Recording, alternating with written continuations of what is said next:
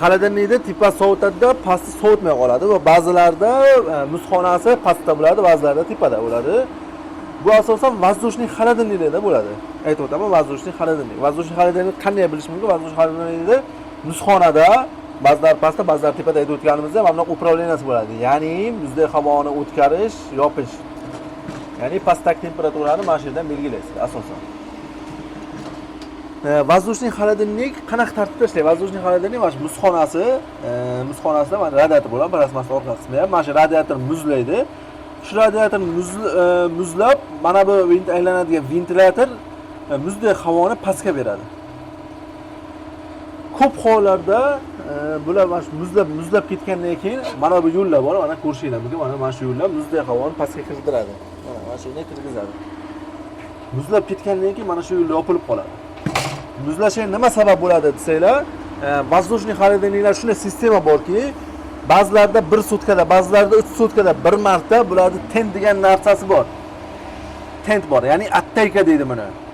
Attaykasi qo'shiladi va muzlar eriydi. Muzlar erigandan keyin buni bilsanglar, mana xolodilnik orqasida mana bunaqa garshuk bo'ladi, yo mana bunday suv chiqib ketadigan joyi bo'ladi. Ba'zilarda bor, ba'zilarda yo'q. O'sha attayka bu radiatordagi muzni eritadi. Muzni eritgandan keyin mana shu yerda yo'l ochilib turadi.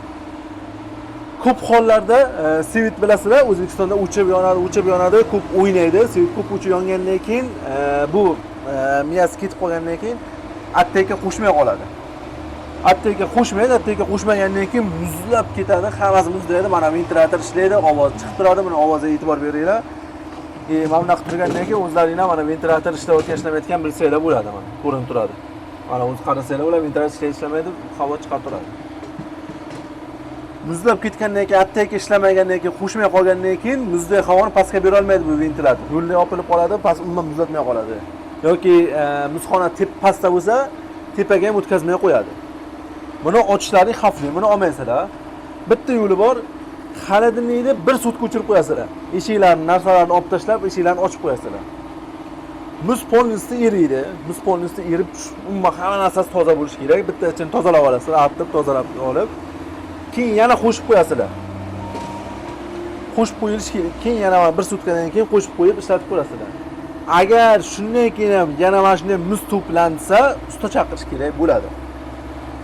Sababi o'sha aytganimdek, svit ko'p o'chib yongandan keyin attayka ishlash taymerini yo'qotib qo'yadi.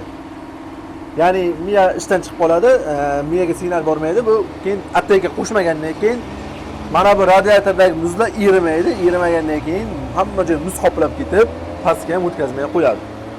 Aslan 1 sutka o'chirib qolgandan keyin yana joyiga keladi. Asosan bu juda ham ko'p hollarda bo'ladi. Asosan воздушный xolodilniklar, mana shu LG, Samsung, mana bu Roysonda birinchi chiqqan воздушнийлari, Artel'da ham bor. Mana shunaqa ko'rasizlar. Birinchi navbatda buni o'zlaringiz o'chirib 24 soat xolodilnikni ochib tashlaysizlar. Muzdek havo polni erib ketishi kerak, muzlari. Polni hamma narsani tozalab olib, keyin yana qo'shib qo'yasizlar. Undan keyin xolodilnik ishlab ketadi. Ishlamasa, undan keyin usta chaqirish kerak. Faqat ustani ham professionalini chaqirish kerak. Attayka o'rnatish oson narsa emas. Ustani ham professionalini.